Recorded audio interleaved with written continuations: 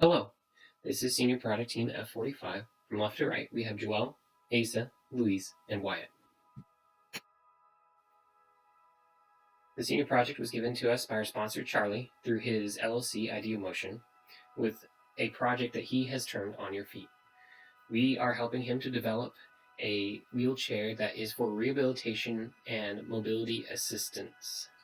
The funding that we have received has come from the following grants, both the CP Connect and the RIDC. Pictured before you is the original prototype. It is constructed out of Corrales steel tubing, welded in a trusswork pattern. This design was found to be very difficult to manufacture, heavy, bulky, not aesthetic. All things that our senior project team was tasked with finding a solution for. Following this, you will see a short video demonstrating how the wheelchair operates currently.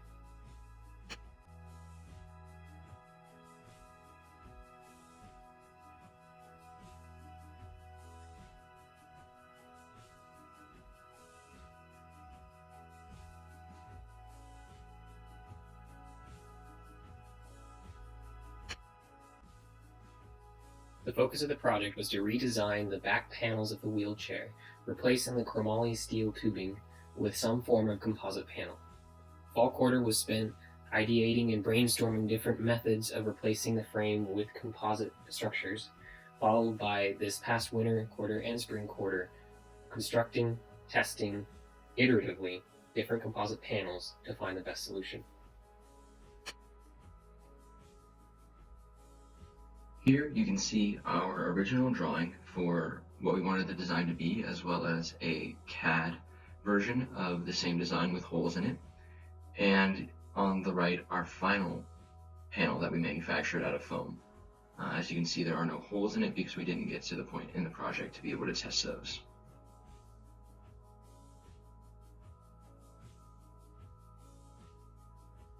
Here we can see the manufacturing process of that foam panel. It involved cutting channels into the top and bottom of a thick piece of foam and then laying up carbon fiber on both sides separately.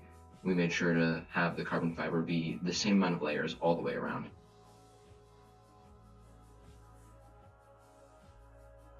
Some other panels that we made include this corrugated core panel, where we made a corrugated carbon fiber sheet to go in the middle of two flat plates of carbon fiber.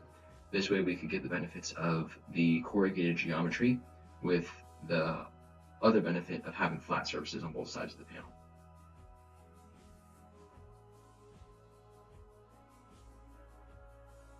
Here you can see the honeycomb panel that we manufactured. We used a paper honeycomb core as well as a fiberglass honeycomb core to create two different panels. These are very rigid and lightweight because of the low density of the core material.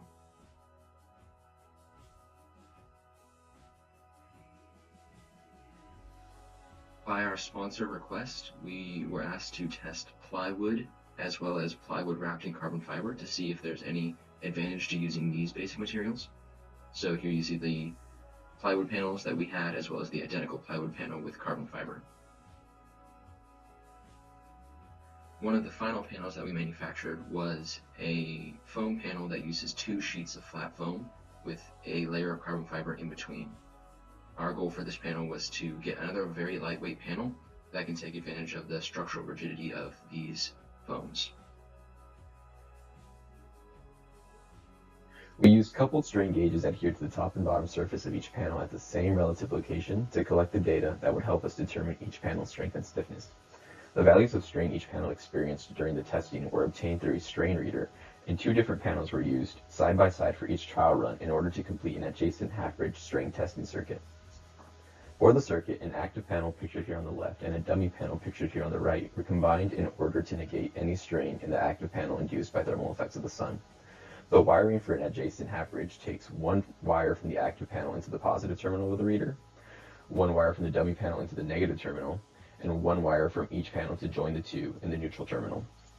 Each individual strain gauge mounting application underwent an identical process of sanding and neutralizing the surface before adhering a gauge and terminal strip to the panel.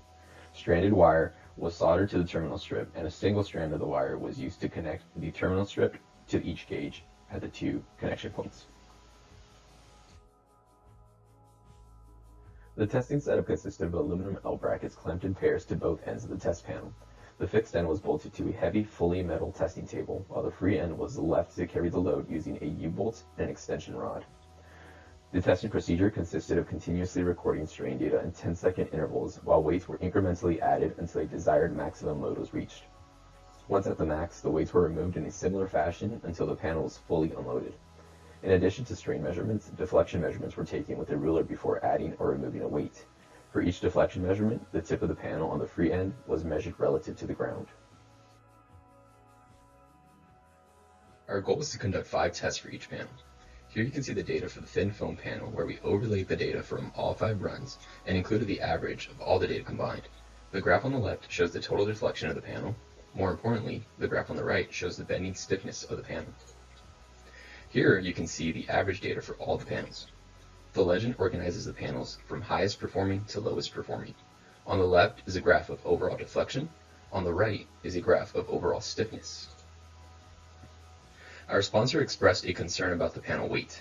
To address that, we normalized each dataset by dividing by the weight of the panel. Now, the graph on the left shows the deflection per unit weight, and the graph on the right shows stiffness per unit weight. Since our sponsor's primary concern was the stiffness per unit weight, shown now is a close-up of all the panels as they correlate to the respective data. By a narrow margin, we see that the thin foam panel is the stiffest per unit weight, which means that this panel meets the stiffness and weight specifications of our sponsor. An additional benefit for our sponsor is that this panel is far easier to manufacture than the second and third place panels.